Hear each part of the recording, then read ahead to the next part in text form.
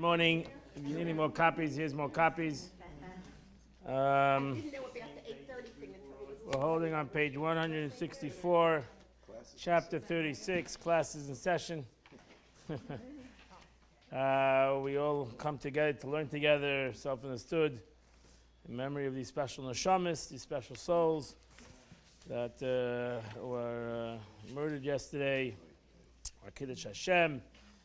Self-understood, they were murdered because they're Jews, so their souls go straight to Gan Eden. And enough is enough. I'd must say, the Rebbe would say, enough is enough. We need to get out of Golus. Amen. Let's go. So we come to the chapter 36, a beautiful chapter in Tanya, and the Alter Rebbe comes with this chapter really explains the whole purpose of why the world was created, and why the purpose of a Jew, a Neshama, that comes to this world and has to sort of say mucha, has to go through all the things of the world, because he came to the world. It comes to the world for a specific purpose, and it comes to the world for the creation of the world, for the purpose of the creation of the world. We all know it says that Rashi, the first Rashi in Chumash, it says Bereshis. We just did it to Bereshis in the beginning of the book of Genesis. It says Bereshis Bar Elokim. It's the Torah starts off with a letter Beis, because Bereshis, because of two Reshis, two things that are called Reshis, beginnings, and that is B'shvil HaTorah, for the sake of the Torah, or B'shvil Yisrael, and for the sake of a Yid, sake of an Neshama, a soul that comes to do the Torah, to fulfill the purpose of creation. So this is a very, very important chapter in Tanya, and it's really a beautiful chapter in general. You learn Chassidus, and you come Thursday night. Chassidus is all, Torah is all interconnected. Everything that you learn in other classes, in Torah classes, are all interconnected. You'll always find everything in your learning, whether you're learning about faith, or you're learning Chassidus, or you're learning the Torah, you're learning Gemara, you'll always find something in that they interloop each other, they interconnect with one another. And that's the beauty of Torah. The Gemara says, there was a great sage, they said, I could put the whole Torah on one concept, and that is God. And if you comprehend God and you search for God, you got the whole package, and there's many offshoots and branches, and it's like a tree, Eitz Chaim Hi, like a tree who has many branches and many leaves. And the more leaves and the more branches it has, the more beautiful the tree is. Imagine if a tree doesn't have any branches. That's what it says. We say in the Torah, Raton Kodesh Baruch Lezakas Yisrael Leficha Chiblim Torah Umitzvahs Lahagdil Torah Adira. That the Torah wanted that we should expound upon it, create more branches, create more leaves, make it a bigger tree, make this tree, let it blossom. And that's the beauty of Judaism, the beauty of the Torah itself. It's never ending. And it continues to grow on us, and we continue to grow it, to make it grow. So here the Alter Rebbe, here in chapter 36, the Alter Rebbe says it's a well-known rabbinical statement. It's a statement in the Gemara. The Gemara says this following statement. The purpose of the creation of this world is that the Holy One, blessed be He, desired and abode in the lower worlds. In Hebrew, it's the Sava HaKadosh Baruch Hu, that the Eibishter, God had a desire, Liyos Leidira B'tachtonim. It's a statement in Medrash, that the Eibishter had a desire to have a dwelling place in this world, lower world, B'tachtonim. So if you want to know why the whole purpose of creation is 6 words, the Sava HaKadosh Baruch Hu, Liyos Leidira B'tachtonim. You got that? That's it. That's the whole purpose of creation. The whole purpose of creation, God had a desire to have a dwelling place, B'tachtonim, in the lowest part of the world, in the lowest part of creation. In the lowest part of creation, that's Tachtonim. Tachtonim is a plural word. You say Tachtin, Tachtonim, and that's why the interpretation to Tachtonim, which is when we lowest, is she'ain tachton lamata man. There's no lower than it. God is looking to go lower and to be able to affect lower and lower and lower. Now, when you say the concept that there's higher and lower, that's only to the world. As the Alter Rebbe would say, there's no the concept of higher and lower is not to God, is to us the aspect of higher and lower. And that's where we come into play. Because we cannot, we have the concept of lowness and highness, and therefore we can bring something lower. To God, there's no higher and lower.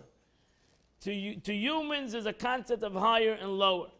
And that's why we come into play. The Eibishter brings humans into play, a Jew into play.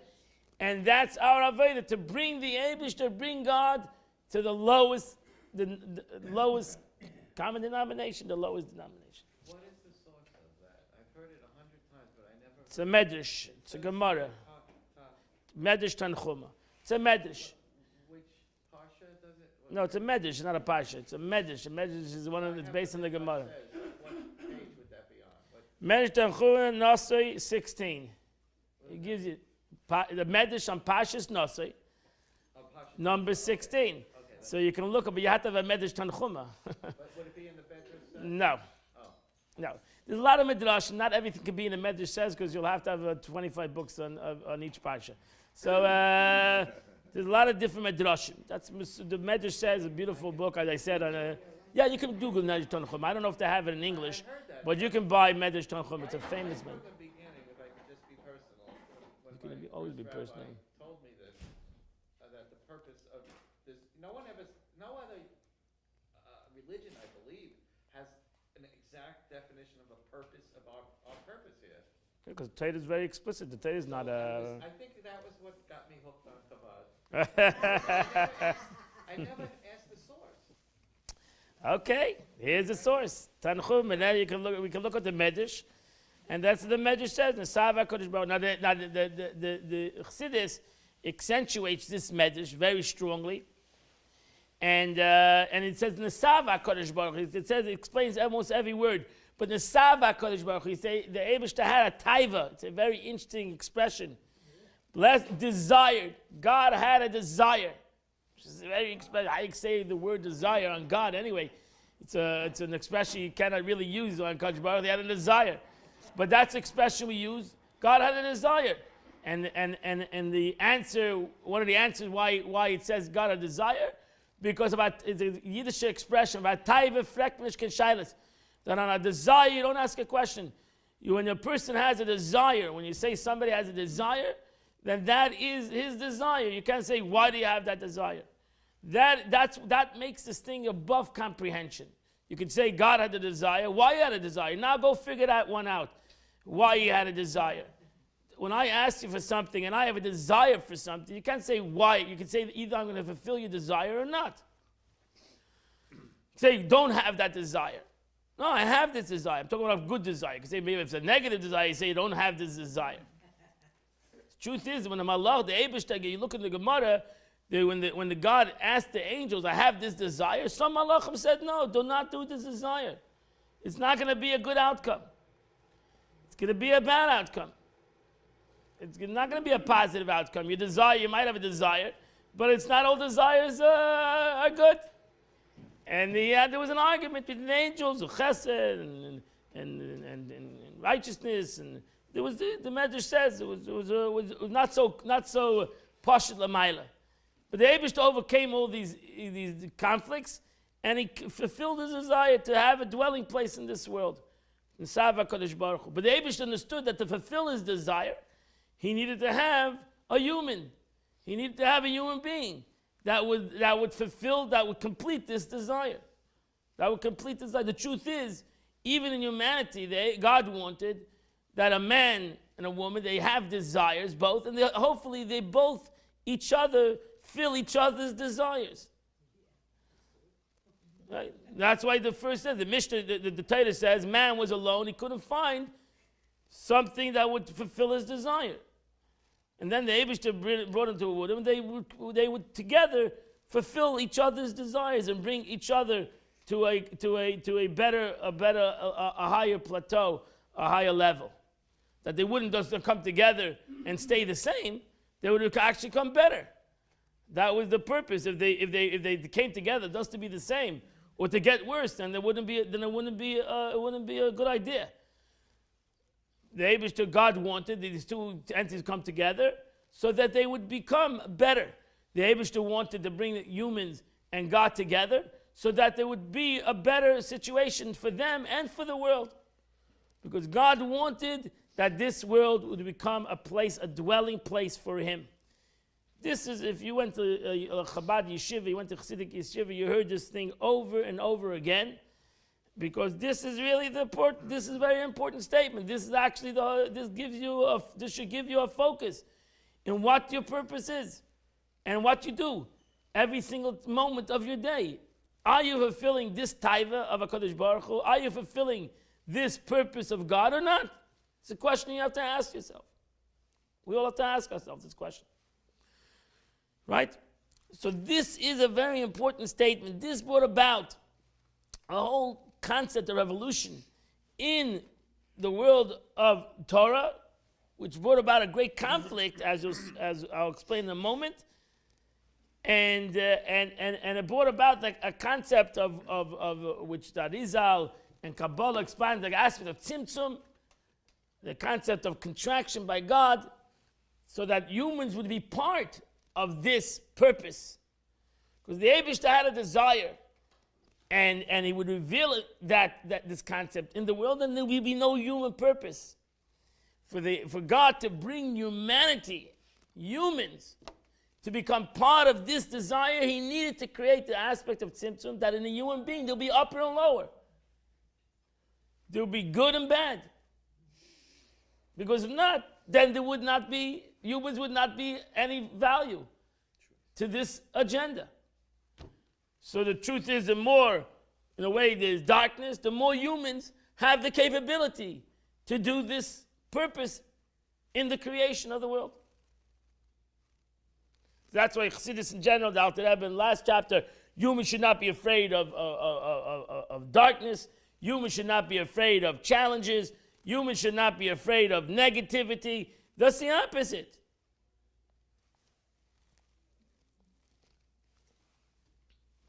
The expression I heard, you have to be a responder, not a reactor. You have to be a responder. First responders, we don't call first reactors. Because usually when you react negative. You need to be a responder. You need to know how to respond to something that's negative, not to react to negativity. You need to be professionals. Right? The Eibishter wanted that through the Torah, you become all responders. You would know how to respond, not how to react. We're reacting to things. We're not responding. So the Eibishter, God brings us challenges in the world, and we're reacting, and most times we react in a negative way because we're unprofessional. And God wants us all to be professional. That's why He gave the Torah. So we all become professionals. And we'll be able to respond. And what's the positive of a response? Then we'll be able to change the situation. We'll be able to make it a better situation. And then we'll be able to say, wow, we get the reward. We get the reward. You responded correctly. You didn't run away from the situation. You ran towards the situation. You're a hero.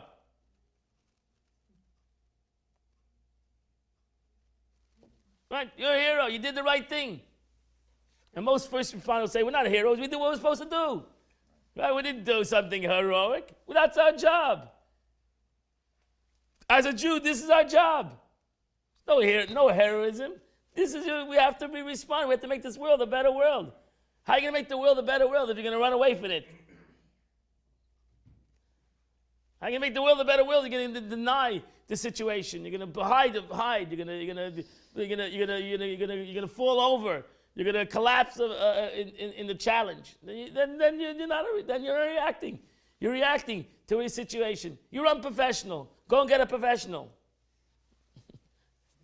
Go get a professional or become professional yourself.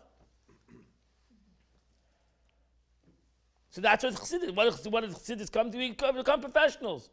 We cannot always find the policeman. You can't always go on and get a professional. Learn Chassidus and become a professional. Learn how to do it. It's not a secret. It's not that you have to have every Jew was given the Torah. Every Jew is important to this agenda. And every Jew needs to be a professional. You can't rely on the rabbi to do it for you. We all need to respond correctly. So are you saying to turn a situation into a mitzvah? Yeah, turn it to positive. Turn it to positive. Reveal the godliness in it. The Eibishter wanted to be part of every part of the world, and that's also part of the world. That's also part of existence. And how do we find the positive? How do we find the light in this darkness? So you can run away from it. You can be frightened from it and run away from it. Or you can be frightened. It is a frightening situation. But you have to respond to it. There's got to be a response. It cannot be a reaction. So what would the Rebbe today say about You got to bring more light into the world.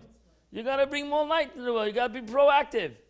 You cannot wait for. But the problem is always wait for tragedy to get proactive, and then everybody goes back to sleep. This needs to be proactive every day. We need to not be overcome by these things. We need to fight itself understood on all levels, and we need to get more proactive in Yiddishkeit. The more aspect Anan, the Rebbe would always scream Anan, Pala the Imam Anan. The Gemara says, we are the workers of the day. Meaning we work with light. Our avodah is light, to bring light into the world.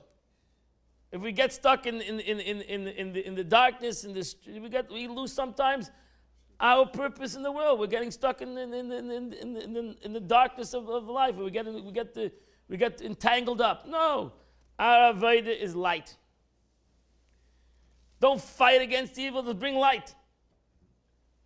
Sometimes you fight against evil and you get dirtied by the evil itself. Does bring light. Like an expression, keep on trucking. Does keep on going. Don't give in to things, to negative things. Don't give in to it. Continue to do positive things. Continue to do good. Always negative wants you to become negative. Negativity wants you to become a negative entity. That's what they want you to become. That's what the Yetzer Hara wants you to become. That's tachtonim. You don't have to go to such a terrible thing. It's always us. How do you react when somebody insults you? How do you react when somebody bothers you? How do you react? Most of us, we have reaction also. Okay, so they're more evil and we're less evil. What? We're going to evaluate evil. Don't we have to protect ourselves? 100%. You should protect yourself. No question about it. Somebody comes to kill you, go up and kill him. You're not arguing with that. 100%. You have to protect yourself. You have to fight it. You have to fight evil. But ultimately, you got to bring light into the world. And that's what you have to do. Justice shall you pursue. And it says it twice. There's no mistakes. It says it twice because you must pursue justice 100%. intellectually, but you also have to pursue it with your actions. No question about it. No question about it. I'm not arguing with you. 100%. But then you fight it, and you need to. But then you need to. What are they challenging? What are they challenging? They're challenging your Jewishness. Yes. The world is challenging our Jewishness. Whether it's here, whether it's anywhere in the world, whether it's in Israel, they're challenging our relationship with HaKadosh Baruch Hu. That's really what they're challenging. That's the essence of what they're challenging. And that's something we cannot give into. That's something we got to fight for. Just like we got to fight for our own safety. Every Jew should be safe anywhere in the world. No Jew should be challenged. But here we have, Alter Rebbe says, and he goes into it more deeper, that what is the meaning? That God had a desire. He had this desire to be in the lower worlds. That God had this desire. But surely with him, the distinction of upper and lower has no validity. To God, there's no upper and lower. I mean, God had desired to be a lower world. To God, there's no upper and no lower. God is above distinction. So what do you mean God wanted a place in this? God is here in this lower world. Just like he's up in the upper world. This was the famous argument between the Alter Rebbe and those that opposed him in his times, is the concept of, do we say when the Arizal says that God contracted himself, he sort of says he's made a separation, he made a tzimtzum, that he took himself away, makom pani, which it's called, an empty space. Did God totally separate himself from the world? So those who said, express that when it says in Kabbalah that God separated himself, he went away from the world, chas v'shalom. And the Alter Rebbe, Shem Tov, the Alter Rebbe, expounded upon this, said, chas v'shalom, God forbid, tzimtzum, that there's an expression that God contracted himself, or God made an empty space to be able to come from that, a physical reality, is only an analogy to a human being. But to God, there's no concept of tzimtzum. There's no contract. You can't contract God, because if you can contract him, then he's not God. So God is uncontractable, so to say, and at the same moment is contractible, because you cannot say he can mitzantzim himself. He cannot constrict himself.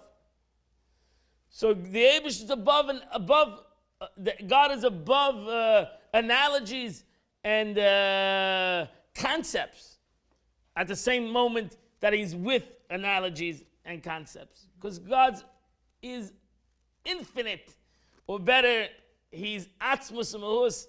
There's no limitation, there's no name, there's no expression you really can say on what God is. Would another way of saying it be that God gave us certain senses, and that therefore we can't sense God himself, but we have that space to make choice? Or the space, as the Alter Rebbe said, to have a sense of God. Yes. So God, in essence, did this for us. That's what he says with his expression at Talmud. Where you see the greatness of God, you see the humility of God. God humbled himself, so to say. Like you have a great sage, the Chassidus, he brought in many Maimarim of the Rabbeim, the Rebbes, that the analogy of a teacher and a student. You can have a great sage. It was extremely a smart individual, Moshe Rabbeinu, and he has to talk and explain something to a 5-year-old. So he has to limit himself. He has to contract himself. He has to limit himself. He has to give an analogy. That's why the expression that you have an analogy, a mashal, an analogy. So it says Shlomo HaMelech, to everything he wanted to explain, he had to give 3,000 analogies. That ultimately bring it down one analogy, which some people got it, and you have to give another analogy, which more people got it. Right. And that's why most of us learn from analogies. Most of us learn from stories. The analogy, whether it's some stories like a mashal, like you have the Dum the Magid gave him a shalim, or you have in the Gemara says, the Rambam says, many of the stories in the Gemara is a mashal, maybe never happened. Some of them didn't happen, and it's an analogy. So the story never happened. But it's an analogy. The story was said so that we would have some kind of an analogy. And the Gemara says a story. There were 2 Tanoim sitting on top of a fish. They didn't realize it was a fish, and they made a fire. 2 Tanoim, 2 sages, were sitting on top of a fish, and they didn't realize it was a fish. They made a fire on it, and when they made a fire, the fish moved, and they fell off the fish. So the Gemara said, that's a true story. These 2 Tanoim were sitting on top of a fish. I mean, how did they get on top of a fish? That they made a fire on top of this fish. I mean, what is it? It could have been. They didn't know it was a whale that was sitting on top of a fish. It was sitting near the shore. So the Gemara Naaman says it's an analogy. That they were not sitting on top of a fish. It's an analogy. These 2 sages who wanted to give an analogy to. I was going to say, what's the That was one of the JLI classes. You should have came to it. So I'm not going to give you the $69 for free. It was one of the JLI classes. The analogies of it was one of those beautiful classes. It was like a bunch of, he brought down a bunch of these kind of stories. That the Gemara wants to give analogy and it wants to give you, wants to tell you, explain you, or teach you a lesson. So how do you teach, how do the sages sometimes give these lessons? They gave it through a story that maybe never happened. You have today, you learn Ma'aseh Avos, the stories of Abraham and Jacob, with Abraham, Isaac, and Jacob, which did happen, which is also to teach us something. But then you have stories that is a total never happened. Stories that are there for totally that it's in now the mashal, like the Dubna Magid said many mishalim, the Chafetz Chaim's mishalim, and they said mishalim that were totally stories of kings and princesses that never happened. And the point was to give a lesson. And many of us need that story because we can associate ourselves with that story. And that's the concept. So even though the story never happened, but it's not important because you get stuck in the story. Right? What's the story? What's the difference? What's the shlemazel? What's the difference between a shemazel and a nudnik? You know, the guy spills the soup over the shlemazel, and the nudnik wants to know what soup was it. That's not the story. It's not important what soup it was. It's important the story that they poured the hot soup over the guy.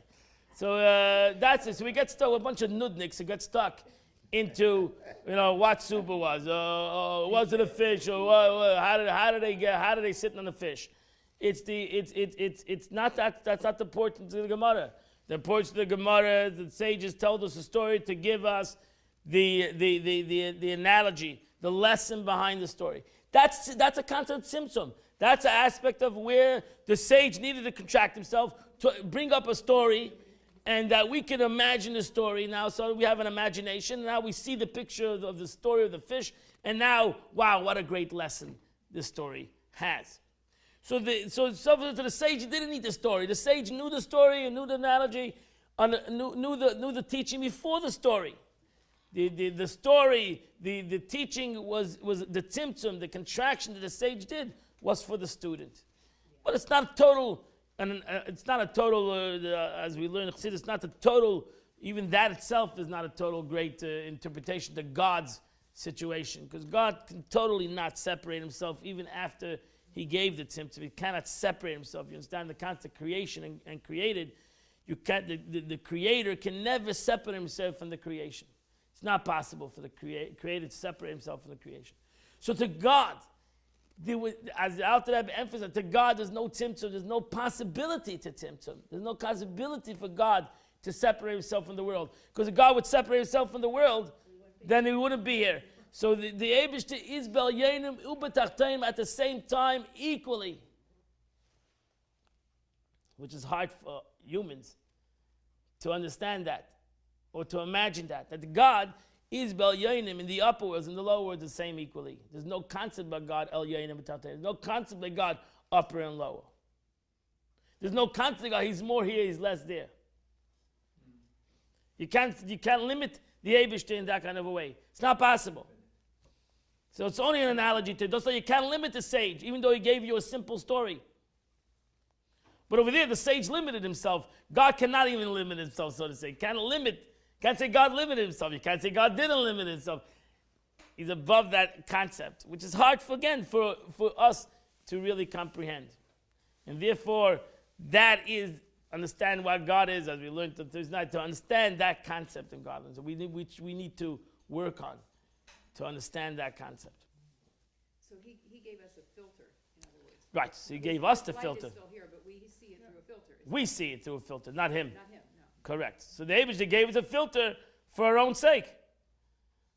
We might not like the filter, but because we complain about it, but really God did it for our own sake. It's like you give a child a filter, right? He's not happy about it, but it's hopefully you're doing it for their sake. You don't want them to become adults overnight. You wanted to create a filter for them. So that for their sake, they would develop and not to see everything right away.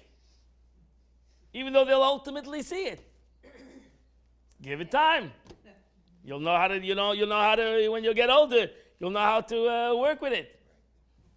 So you need to, as adults, you have to educate your child. You need to put these filters. You need to create these boundaries. It's for their own sake. Any child would say, no, don't worry, I can handle it. You can't handle it. They can't. You're too young. You need these filters. And the truth is, ourselves need these filters. We think we're smarter than everything, and we can handle everything. We can't also ourselves handle everything. We need ourselves put these filters, right? So we need ourselves. That's why it says in the morning, you wake up in the morning, don't read negativity. Go and do something positive. Go daven. No, the first thing is we read the paper. That's the first thing, right? Or we put on the news. So you're taking the filter off. So right, you put it, how are you supposed to now go and have an uplifting experience when you have already opened your mind to a negative experience? Put the filter on. You don't need to see everything negative. Trach good with sein good expression. Think good will be good. You're gonna start thinking bad. You're gonna fill your mind up with negativity, and you're not gonna have a filter upon it. Then you're gonna bring negative. Then you can't expect to become a positive individual if you have already put into your mind negative things and not positive things. So you have to create our own filters. Forget about our children, our own filters. We seemingly think that we can handle everything. We're superhuman. We're not. We're not superhuman. We're human beings that everything we hear, everything we see affects our mind. You say it in the Shema. Be careful what you see. Put a filter on your eyes. Close your eyes. You don't have to hear everything. You don't have to see everything. Because we're human beings. And we need to be able to protect ourselves. Shayf, that's expression in the passage. You have to put judges and watchmen on all your gates. Like in the Farshim translate, you should protect protect your gates, your eyes, your mouth, your ears. Protect them. Too much MSNBC and Whatever. Too much everything is too much. Everything, too much food, too much everything is not good. Everything needs to be filtered. You need that's Avedis HaBerurim. You know, this whole aspect of citizens, the Alter Rebbe will say, is Avedis HaBerurim. Birur is to separate things.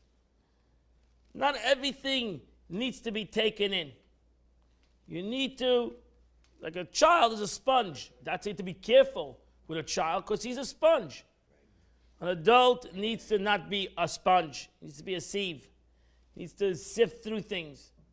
He needs to take away the bad, take the good. Make sure that he always has more good than bad. You need to go through Avedis HaBerurim.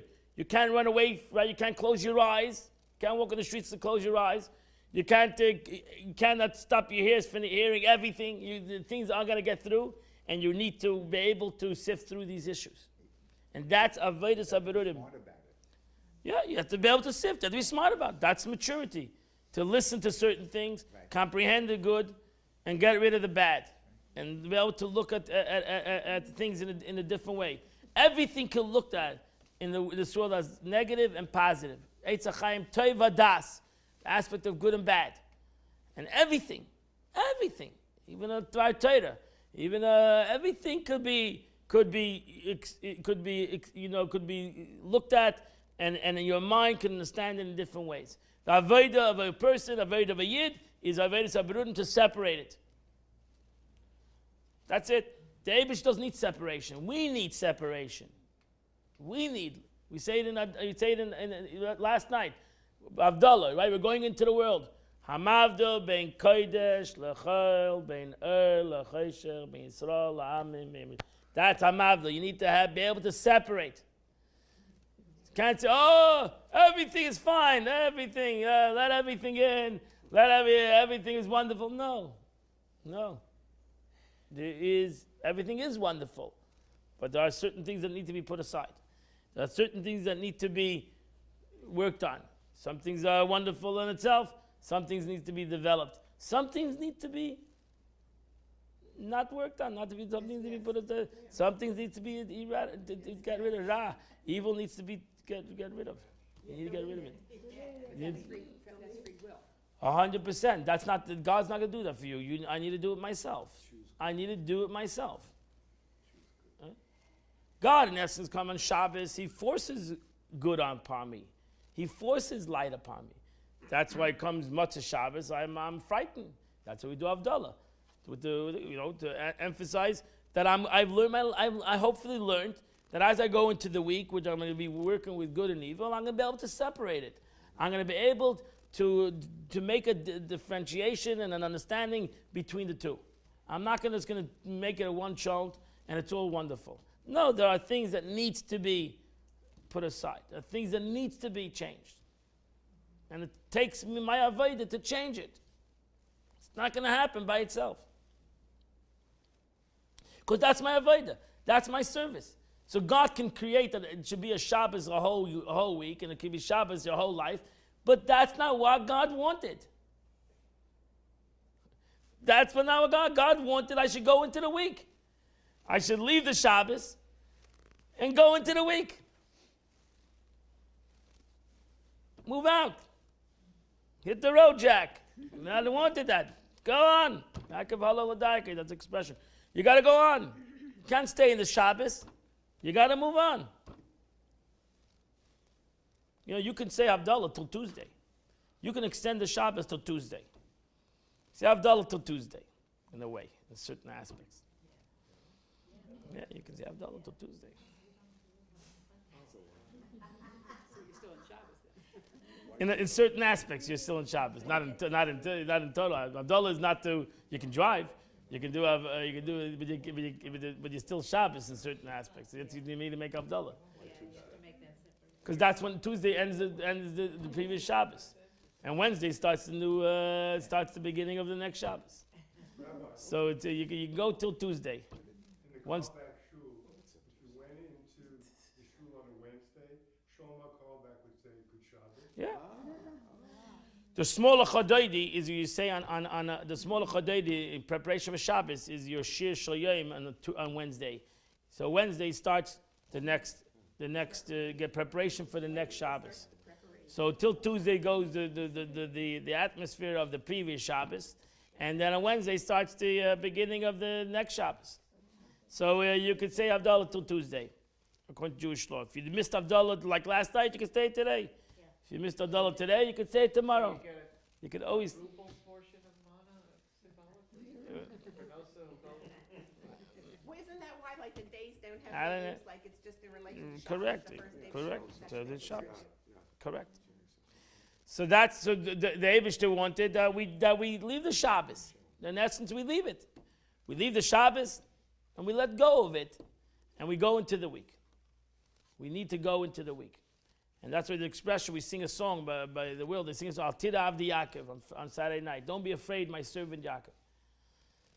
Right? Omar Hashem Yaakov, God said to Jacob, Al Tira Avdi Yaakov. Don't be afraid. Don't be afraid. I know you're going into the week. And now it's going to be, I'm relying on you, because I'm leaving it up to you. I'm giving you your choice of doing holiness and not doing holiness. And don't be afraid. Even though you're going into the darkness of the world, you might see it might be overwhelming. Don't be afraid. Because the world was created for that. So how can you be afraid? You can't be afraid of darkness if I didn't create the darkness to bring in light. So if I created darkness as its own entity, then you should be afraid. But there's no concept like that. I created darkness to bring in light, so what are you afraid of? There's nothing to be afraid of. You just got to go there and do what you have to do, work in the aspect of light, and darkness will disappear. Because by God, there's no darkness. Because by the Eibush, there's no darkness. So that's the beauty of Chassidus. If you understand that to God there's no upper and lower, there's no darkness and light either, To God is God. So therefore, to the purpose and the ultimate concept of the world is the Eibush, and that's it. So what are you afraid of? If God would hide, if we would Chas Shalom say that Tzimtzum is Kipshutai, I mean this contraction, this emptiness was in reality, then you Taka should be afraid. Then you should really be afraid. Because it's dark. And this dark is greater than the light. Because that's the reality. This darkness is more powerful than the light. Negativity is much more powerful than the positivity. And we see that in our lives. Right? So something negative happens, it affects us much more powerful than positive that happens. Sometimes it destroys us, negativity. Because it's a very powerful point. Actually, that's where the Tachtainim, that's where the Sava Kadosh Baruch, that's what Chassidus says when you want to know what means that God wanted a dwelling place in this world, or isn't negativity. Light is light. Light was light before, it's light after. The mitzvah, the good deed, the goodness was there before and is there after. It hasn't changed. It got a little better, but it's got the same thing. Darkness is where the true light is. Darkness is where we seemingly look at it as a dark thing. And it's very powerful. That's why it's extremely powerful. That's why nobody remembers the good thing you did for them. You could have done for them 100 good things. You done for them one negative thing, bingo, it's over. What about the 100 good things I've done for you? Nobody remembers that. Yeah. It's gone. One lousy thing, that's what we remember. Because that negative thing is more powerful than the 100 things, positive things you've done. And that's the way it is. And why would that be? Because in this negative thing is where true relationships are. In this negative thing is where true. If everything was positive, then lavdafki you have a true relationship. Right? If you're living in a world of fantasy, if you're living in a world of Gan Eden, so then you don't even know that's real life. So when there's a negative thing, that's what the Gemara says, no good marriage without a good fight. You need a good fight. Because then you know if you're married. You know, like this could be your friends. Right? You can have a lot of friends. Why they're friends? Because you're friends and you leave them. Bye. Right? You don't have to live with them. Right? They're great friends. And then you leave them. You don't have to live with them, Meshigasen. You don't have to live with them. It's gewaldic.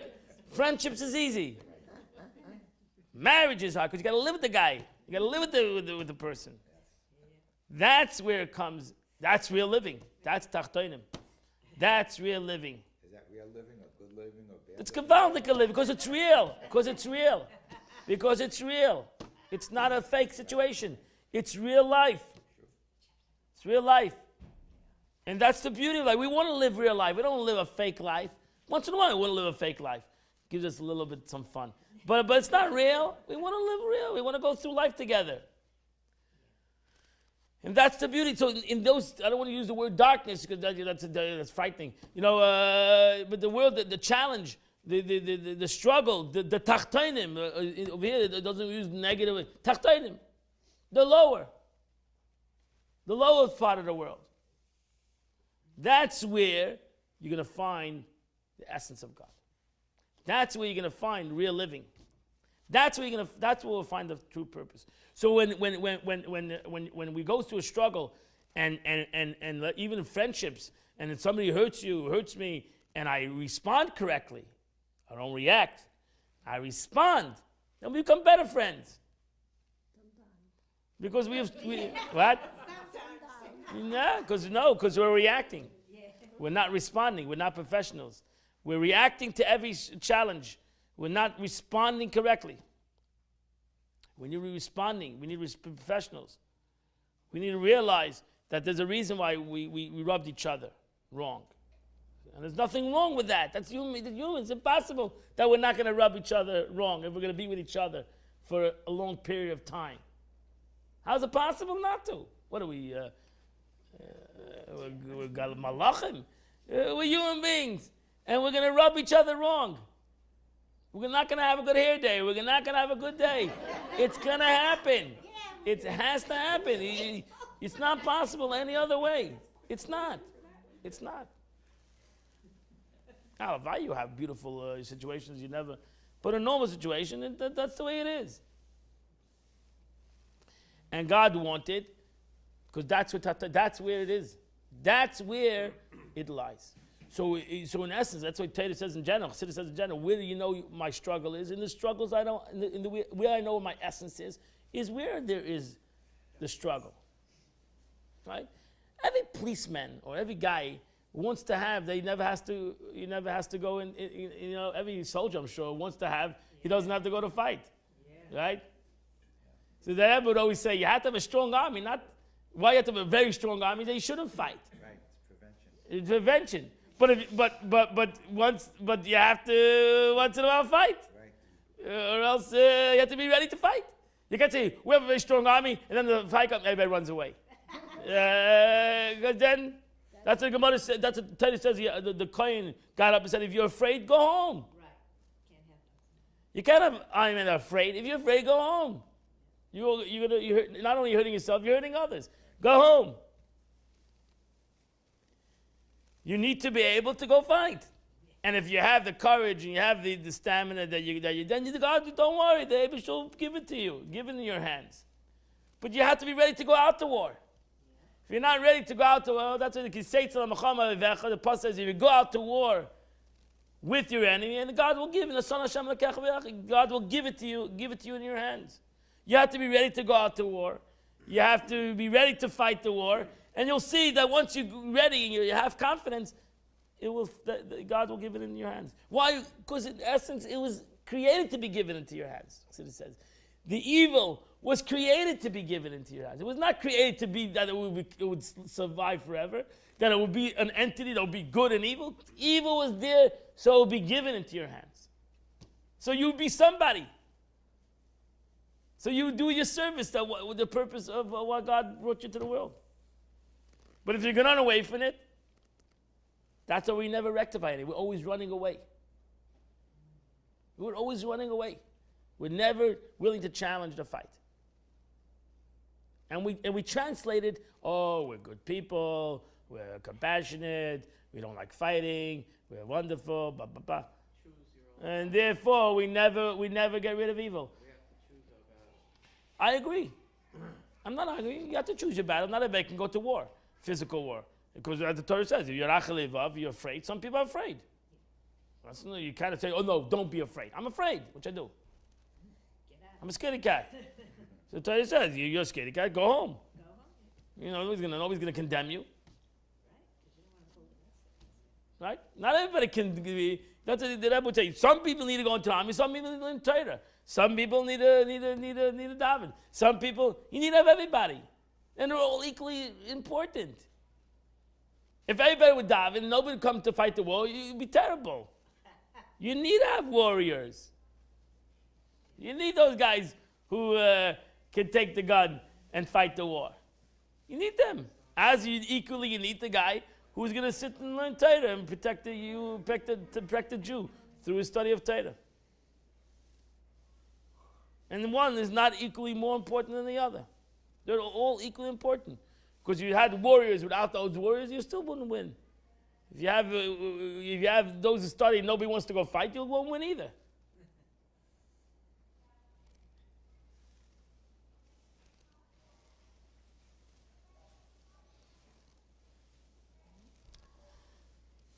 Everybody needs to know, like the Gemara says, if you take a diamond dealer and you tell him to bake bread, now self-understood, bread is wonderful and you need bread, but for a diamond dealer to break bread is just a waste of his talents. Diamond cutter. So a diamond cutter needs to cut diamonds. Oh, but we need bread. You can find other guys who can make bread. Oh, but he's doing a wonderful thing. No, he's not doing a wonderful thing for what he needs to do. He needs to cut diamonds. And you need to get another baker. So everybody has to be honest to what he can do. Can't say, you know what? I think this is more valuable. No, you're valuable in your talent that God gave you.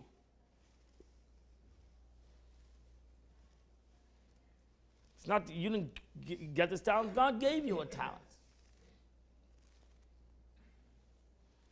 David HaMelech was a great Talmud sage, he had a multi-talented, right? He was a great sage, he was a Navi, he was a warrior also. And Abel says, like, you can't build the Beis HaMikdash, you're not going to do it. I cannot have a person that has blood on their hands building the Beis HaMikdash. It's not going to work. Oh, but I want to do it. You know you want to do it. I'm sure you want to do it. But you're not going to do it.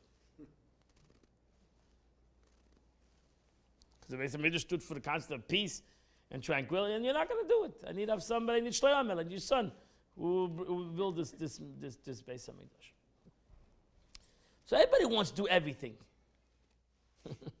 We all want to do everything. But we need to know what our talents are and what we're capable of doing. So we need to know what the tachtonim, we need to know what our tachtonim are. What is our tachton? What is the bottom line? That's a tachton. What's the bottom line? Where's our red line? I always tell people, where's your red line? Where's your red line? Where are you willing not to pass? You got to move sometimes that red line, you know. Where you really not to pass? You have to have a red line. Ad kan, that's expression. Ad kan, you know, till here. What's your red line? What's your tachton? What's the low? Where are you not willing to go lower? Nobody's can get you lower. The problem is you're wishy-washy with your red line. Yeah. You got to stick with your red line. Because if you're going lower, then your line's gonna go lower and lower. Your ethics and morals will go lower and lower and lower. Your line always has to try to move up higher. That says in the ethics of the apostles that one sin leads to another sin and one Right. sin leads to another. So there needs to be a red line. Tachtonim. What's the tachton? What's your red line? What's your tachton? You know what your tachton is? You know what your tachton is? You'll be able to. Your tachton means you're lower. You know what your tachton is? Then you know. What is the definition? Tachton is low. Tachtonim. Your bottom line. In Yiddish, I don't want to say this. Tachas and tish. You know, tachas and tachton. Right, tachtonim. What is? Put it on the line. What are you willing to put on the line? Yeah, it's true. It's very true, because if we're wishy-washy people, then we will always be wishy-washy people. If people can push us around and people can change us, or we can just change ourselves every day, you have no red line. Then you have no ending. Whatever.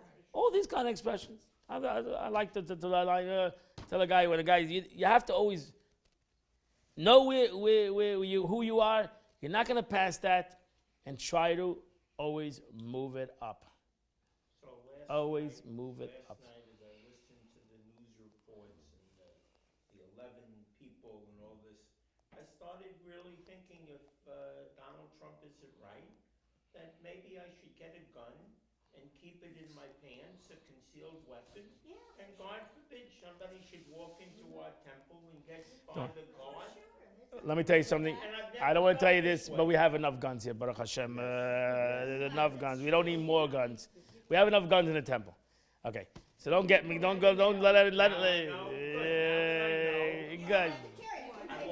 We have enough guns. We don't need more guns. I don't think that's going to help us. Everybody's going to start taking out their guns and shooting everybody. It'll be a bigger problem. No, we have guns. We have. It's enough. You need professional guns. You need some professional, even those that are in there. You need guys to know what they're doing. We carry a pocketbook in. He did this to see what was in the pocketbook. He should. That's what he did. They're supposed to ask what's in the pocketbook. He's supposed to do that. So thank you for telling me that. So we'll rectify that.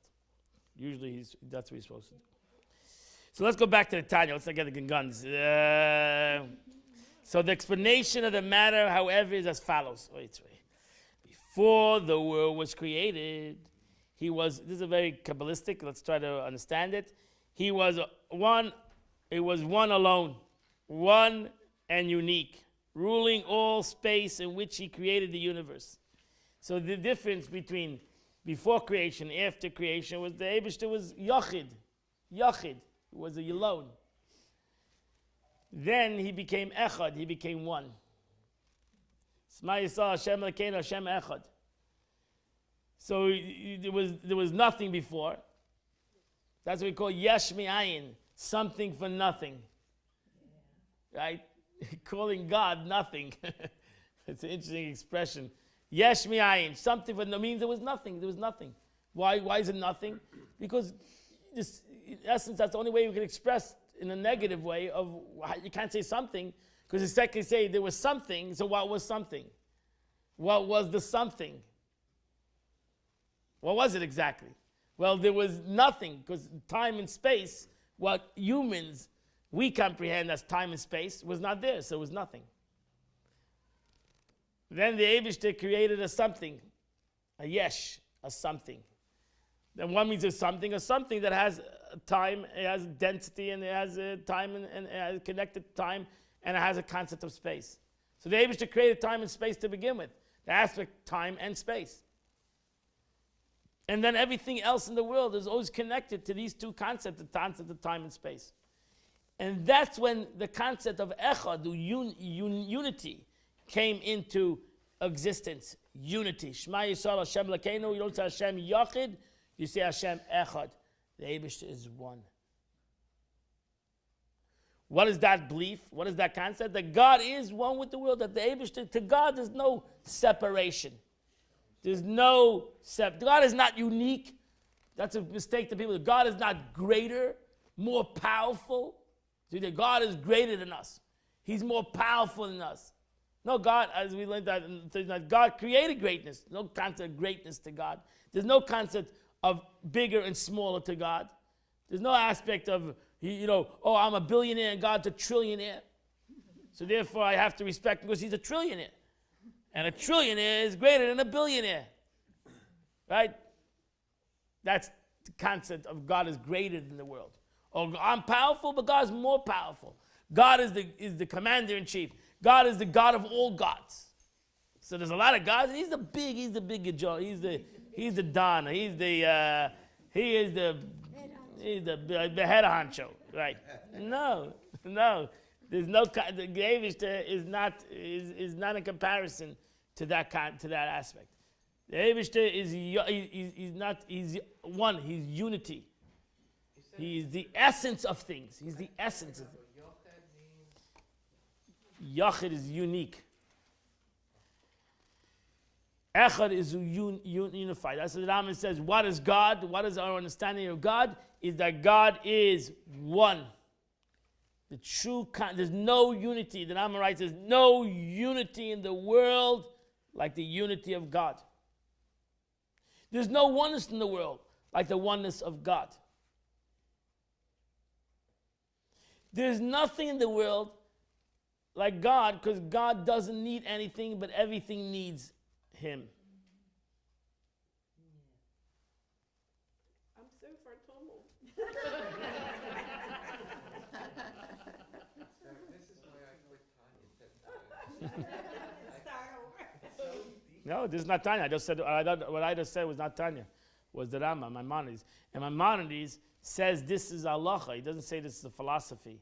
Maimonides writes Code of Jewish Law, and he says this is what a Jew has to know, not as a philosophy, but as a fact. He has to understand what God is. And if you don't understand what God is, you don't have a foundation. You're start walking in the dark. You want to walk in the dark, you're fatumot, you walk in the dark your whole life. The Rambam says clearly, you have to understand what God is. And you have to comprehend it. It's a very deep thought what I just said just now. But it's something that you have to, as humans, you have to train you to understand. You have to comprehend this. He doesn't say you have to believe in this. He says you have to comprehend this. So as a human being, I'm a creation. I have to comprehend that there's something that created me. Either something that created me then that creation doesn't need a creation. Who made God? Then God is a creation. God is a creator. A creator does not need a creation.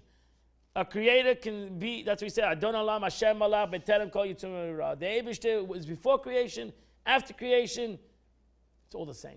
To him, he doesn't need anything, and creation does not affect him. It's very important. Creation does not affect him. That's what you say in the Torah, God was happy. God, it's all an expression. Maimonides says, God is not affected by the world. If God would be affected by the world, then he would be a creation. So one of the books that sits on my shelf is titled "From Nothing Comes Everything." Okay. And it is Beautiful. It's physics. Okay. You know, I like it. and it's the Big Bang. And the question is, Who made the Big Bang? Came before the Big Bang? Big Bang. That's right. And the answer is Hashem. Right. That's the answer. But God didn't have to have a big bang. He could have a small bang. He could have done it any way he wanted. So I don't know why it had to be a big bang. It could have been a small bang. Well, Why do we have to? God had to have a big bang. the essence. Maybe it was no bang at all. It was very smooth. So the reason it's called the Big Bang is because in the essence of a nanosecond, if there was such a thing as a That's a theory. nanosecond. It's a The- theory. I know, but in that moment, everything expanded, everything happened, everything was created. When was the moment? And what gave that power? When was that moment? That's right. What gave that 13.7 billion years ago. We have it precisely. Look at that. 13.7 million years ago, that moment. What an amazing moment that was. Big bang. Because what created time? That's right. So there's no 13 billion years ago because before 5,789 years ago, there was no time. So you can't say 13 billion years ago. Because there was no time before 5,789 years ago, there was no time. So how can there be time when there was no time? Science confronts that, though. Well, Torah disagrees with him. God is... I'm willing to. But I'm fine. It's as fine a with me. physicist, It's fine with me. I'm willing to acknowledge that, yes, that the clock is not quite accurate, that time had a different meaning, because it's... Okay, fine. And who knows how long a day was. Okay, fine. I'm not going to argue with you.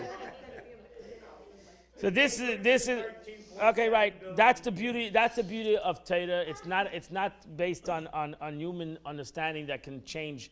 We can go 13 billion years ago, and in a year from now, we'll say it's 16 billion years, and if in another science say it's 18 billion years.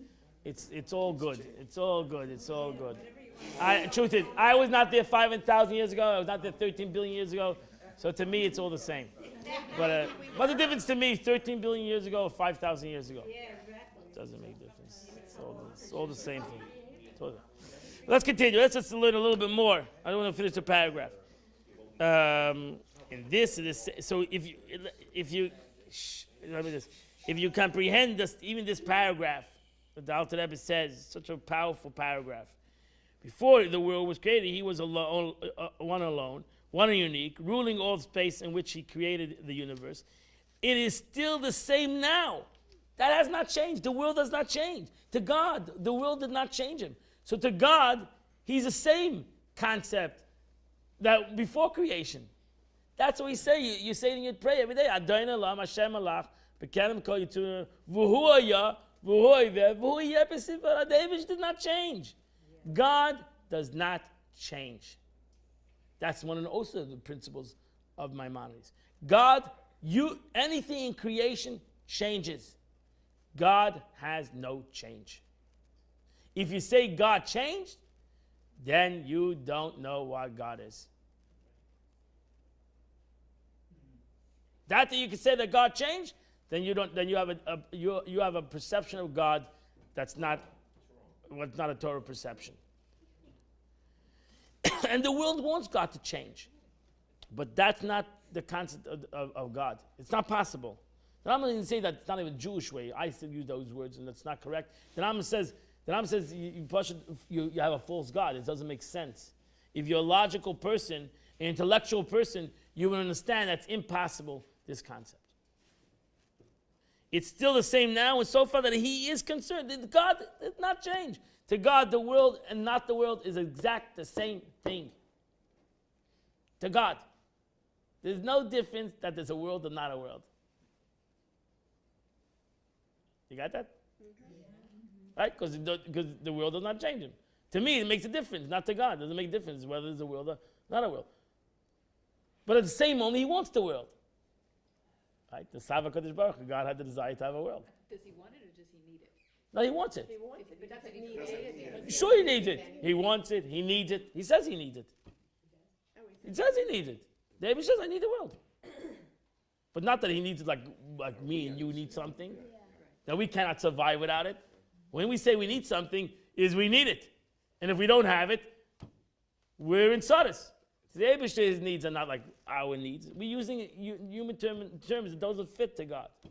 Because he created it, he created the world. He created the word need. That's also creation. That is a need.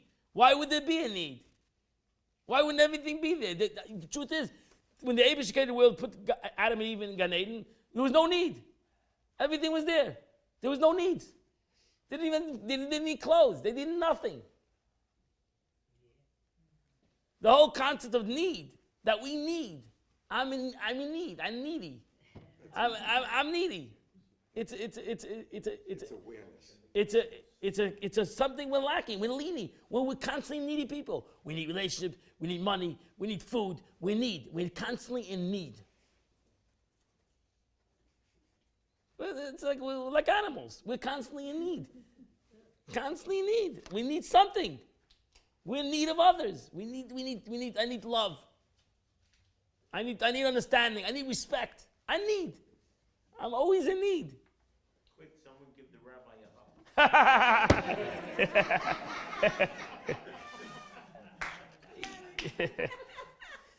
Yeah, we are. We all need. We need people to like us. We need people to respect us. We need people to give us. We need people to we always need. We're such needy creatures. We are. We're needy creatures. We need. The Eibishter doesn't need anything. In essence, the Chassidus says that you realize you're in need. You see that you're not a creator. You think you're a big knacker, you need everything. You think that even you couldn't do anything without somebody else doing it. You drive a car. Who did it for you? You're driving a road. Who made that road for you? You're in a building. Who built this building? You push it. You wouldn't be able to have any enjoyment in life without somebody else out there doing this, creating this concept for you, doing something for you. You're so needy. Problem is, that's really the avodah. The avodah is we should become givers instead of needers. We should become more givers. Become more giving, like the God. God is more giving. God didn't need anything. He was a giver, total constant giver. Didn't need nothing. Doesn't need nothing. God continues to give and doesn't need nothing. You think we say thank you to God, we make a bracha. Pashut, that's why God created all these vegetables like that. We say a bracha. He's a giver. Whether you say a bracha or not, he's going to still give all those fruits and vegetables in the world. He's the ultimate giver. And the Eibishter wanted that we should learn to be givers. Stop being so needy.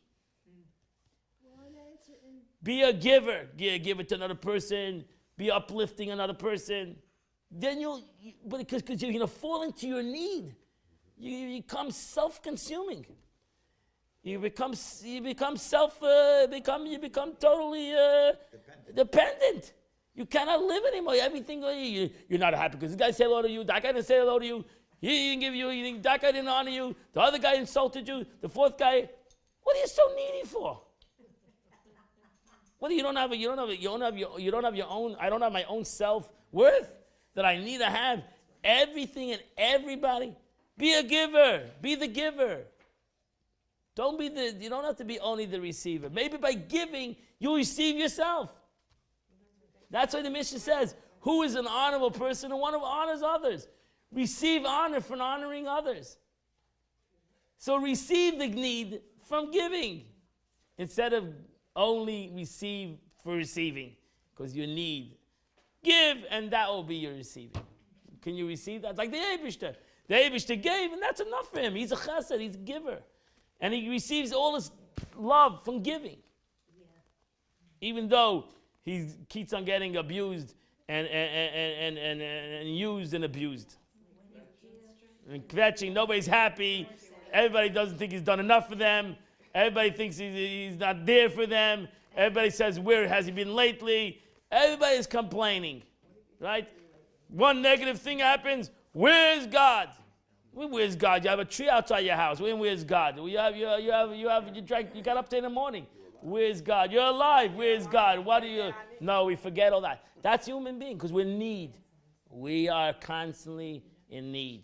It's terrible, and we're all like that. I'm not saying that. We're all like that, and we need to get out of that. That's what the expression is. Mahu racham avat. Just like God is compassionate, be compassionate. Just like God is giving, be giving. God does not need. He doesn't need nothing.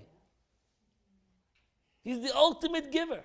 But you said, does God need to create something? Or does he want to create something? God wants to create something. Does he need? No. But ultimately, you can't say God doesn't need either. So God does need also. It says God received nachas ruach. Nachas ruach, I see the pleasure. That means he's in need. He wants pleasure. Because you cannot limit God in any way. That's my point. You cannot say he's not an ego. But ultimately, if you want to express what God is, the Mishnah says the world was created on kindness. God's the ultimate aspect of giving. God created a human being that he would ultimately realize and work on himself to be a giver. And to realize that the ultimate receiving would be the giving, not that he would only be able to live life on receiving alone. Because then it becomes a very selfish, self-centered, and never happy life. It's a never happy life. That's why most of us never have a happy life, because we're in need. How can you fulfill my needs? I'm never ending. It's never ending need. If it's not one thing, it's something else. So I need it. I'm constantly in this aspect. I'm constantly in that mode. I need to get in the mode of the opposite mode. I need to get in the mode of giving. I need to get in the mode of kindness. And gratitude. Correct. That's what we learned in the Maimonides. The Abish says, I'm asking for one thing for you is say 100 brachas. 100 blessings every day. A Jew should say 100 blessings a day. It's an obligation to say 100 blessings a day, right? You learn the Maimonides. 100 blessings. Thank God 100 times a day, a minimum. Maximum will go more. But a minimum 100 times. Thank God. Don't take it for granted. Don't take everything for granted. Oh, I need it, I got to get it. I need it, you got to supply it. And if you're not going to supply it, oh, you're a terrible guy. What have you done for me lately? I'm in need, and where are you? You know, that's a terrible midah. It's a very bad midah. It's a very bad trait that we have. So, his life force and light, blessed be he, which received through many garments, which concealment obscures his light, blessed be he, as is written, for no man shall see me and live. And as our rabbis of blessed memory have explained, that even the angels or kol chayot cannot see him. I will stop over here. I really wanted to. So the essence, we cannot see that essence. We cannot see that truth. That's above and beyond our comprehension. Even the angels cannot comprehend that concept. They cannot handle that aspect. We can handle a very diminished lowering of the light, as the Alter Rebbe is going to. Beautiful chapter will continue. Next week I'm going to be in New York, the convention, so I will not be here. Usually when my wife takes over, but she's not going to be here, so I apologize, but we'll have to push it off till the following Sunday.